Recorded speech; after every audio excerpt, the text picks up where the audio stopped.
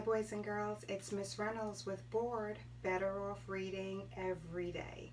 Today's book is Violet Shrink by Christine Baldicchio. Pictures by Carmen Ma.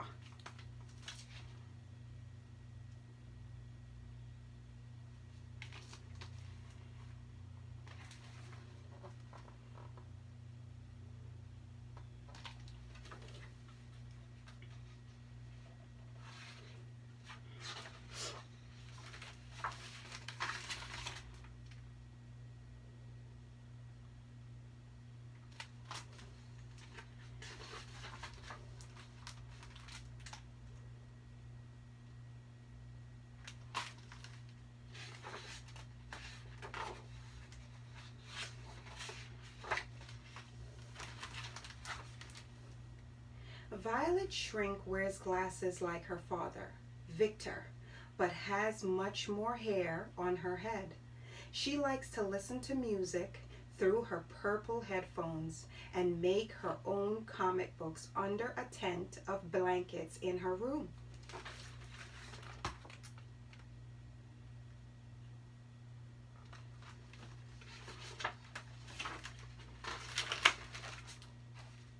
At school, when it's time to play outside, Violet likes to spend the time alone.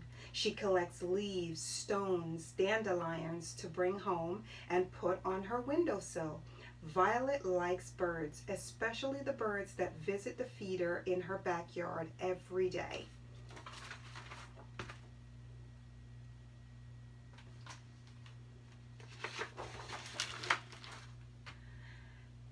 There are things Violet doesn't like. Violet doesn't like celery in her soup. She doesn't like brand new crayons breaking the first time she uses them. She doesn't like finding hairs on the kitchen table, or even if they're her own.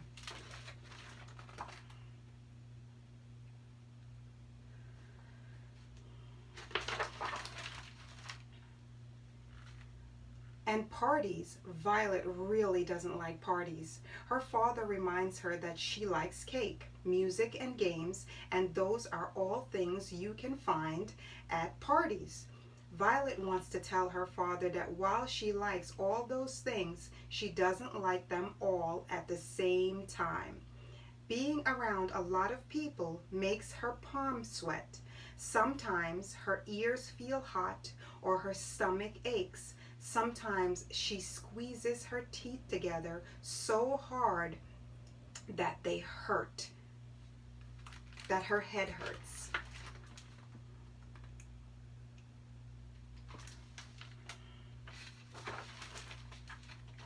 Violet loves her father very much, even though he often gets her to go to a party by using a word she's never heard before, a word like reception or function or potluck. He tells her to play with the other children and say hello to all the grown-ups, but Violet just wishes she could stay home in her tent with her purple headphones and her comic books.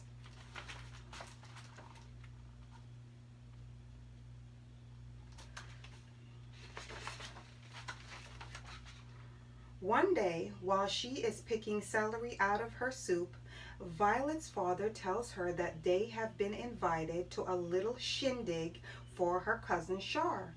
When they arrive at her cousin's house, Violet is horrified to discover that it is a birthday party.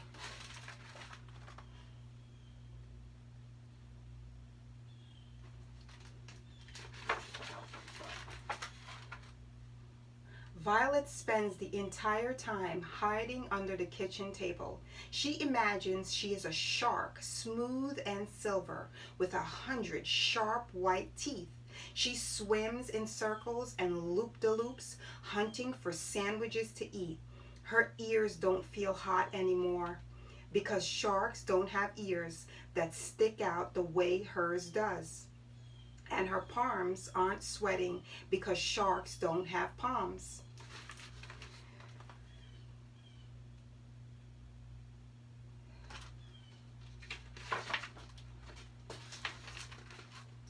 Just 2 weeks later, Violet's father tells her they are going to an anniversary batch for Auntie Marlene and Uncle Lily.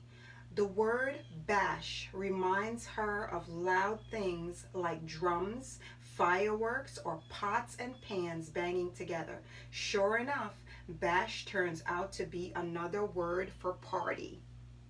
Make sure you say hello to everyone, Violet, and play with your cousins, her father says when they get there. No hiding under tables today, okay? Violet wipes her sweaty palms on her pants and squeezes her teeth together until her head hurts. Oh.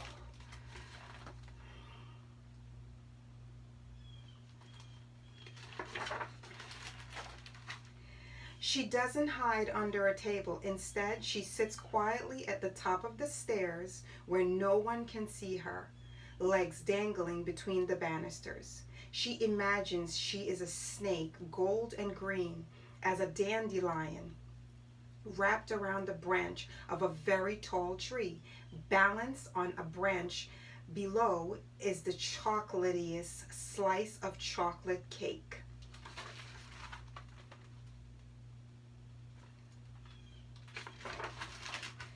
Violet knows her father isn't trying to be mean. He wants her to go to the parties for the same reason he keeps putting celery in her soup. He thinks it is good for her. But when Violet's father tells her that the Shriek family's reunion is coming up, she silently goes to her room. There will be a lot more relatives than usual, and more people, more voices, louder voices.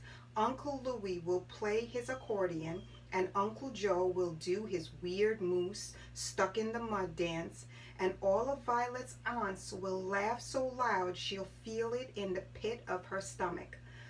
Violet isn't hungry anymore, not even for dessert. All she wants to do is crawl into her blanket tent, put her headphones on, and draw pictures of bats. But that will have to wait.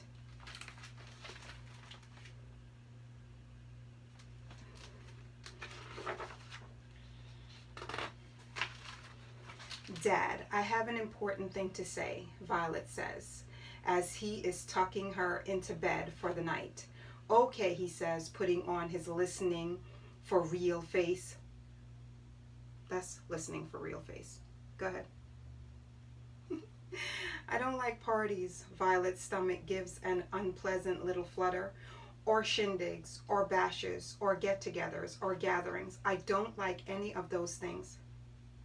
Her dad starts to say what he always says. You like cake, don't you? And you like music, don't you? And you like games, don't you? Yes, Violet replies, but not all at the same time.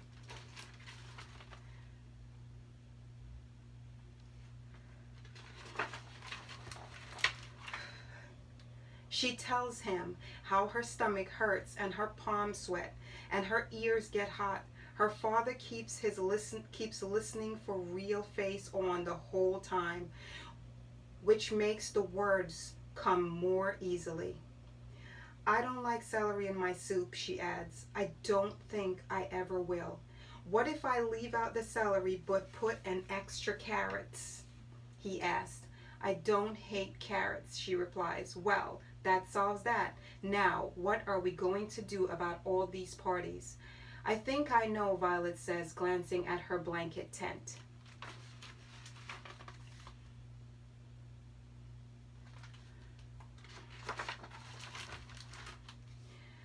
The shrink the Shrink family reunion ends up being quite the windig, as Violet's father would say. As expected, Uncle Louis plays the accordion, and Uncle Joe teaches all his cousins how to do a weird moose stuck in the mud dance. Everyone laughs loudly, and someone breaks a big, ugly lamp that Aunt Mary says she never liked anyway.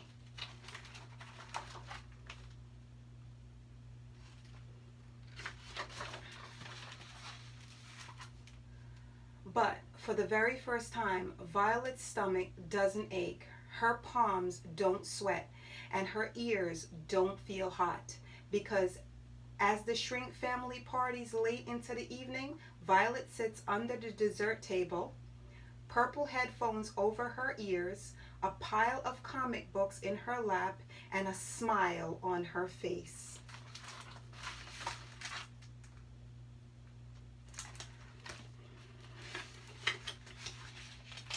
The end of Violet Shrink. Boys and girls, I took this book out of the library. And I took it out of the library because when I saw the little girl hiding behind the door with the book in her hand and the headphones on, I realized I had seen this before in some children that I know that are very, very shy.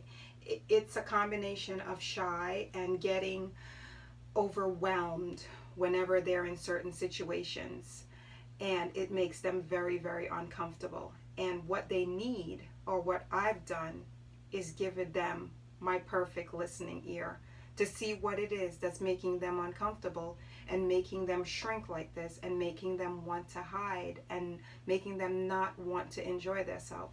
So I put on my listening ears. No, not the earmuffs. I put on my real listening ears. Put my hair back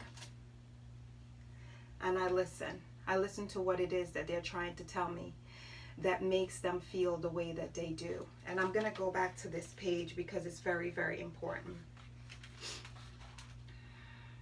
At parties, Violet really doesn't like parties. Her father reminds her that she likes cake, music, and games. And those are all things you can find at parties. Violet wants to tell her father that while she likes all these things, she does not like them all at the same time. And that's the thing. A lot of things at once makes these children feel very, very uncomfortable and uneasy. Just all in here, all up here. Being around a lot of people makes her palms sweat. Sometimes her ears feel hot and her stomach aches. Sometimes she squeezes her teeth together so hard that her head hurts. Boys and girls, no one should ever have to go through that. If you ever feel like that, you should pull your mom, dad, whoever you're with to the side and tell them how you're feeling. And have them put on their listening ears and really listen to you, because no one deserves to feel that way. I haven't felt that way in a long time because I'm very, very outgoing and I love a good party and a good get together and being around people. But that's me. That's not you. And it doesn't have to be you. In order to have a good time, as human beings, boys and girls, men and women, we need to be comfortable. And in order to be comfortable, we have to tell the people around us what makes us feel good. Because what makes us feel good is what's going to make us feel comfortable. Not the things that makes our palms sweat and our head ache and just makes us feel awful. So don't be afraid to tell who you're with the things that make you not feel so good, so that you can have them corrected or adjusted so you can go ahead and have a good time. Because I have to tell you something, and I've told you this before, the party does not start until you walk in. And it probably won't end until you leave.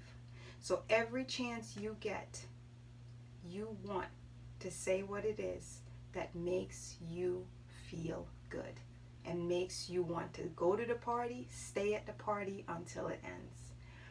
It's Miss Reynolds with B.O.R.E.D. Better Off Reading Every Day, and it has been my pleasure to bring this book to you. As you can see, I am all decked out in violet/purple today, celebrating that girl right there, along with my headphones. Oh yeah, this was a good one, and I hope it was as good for you as it was for me. I will see you soon. Bye.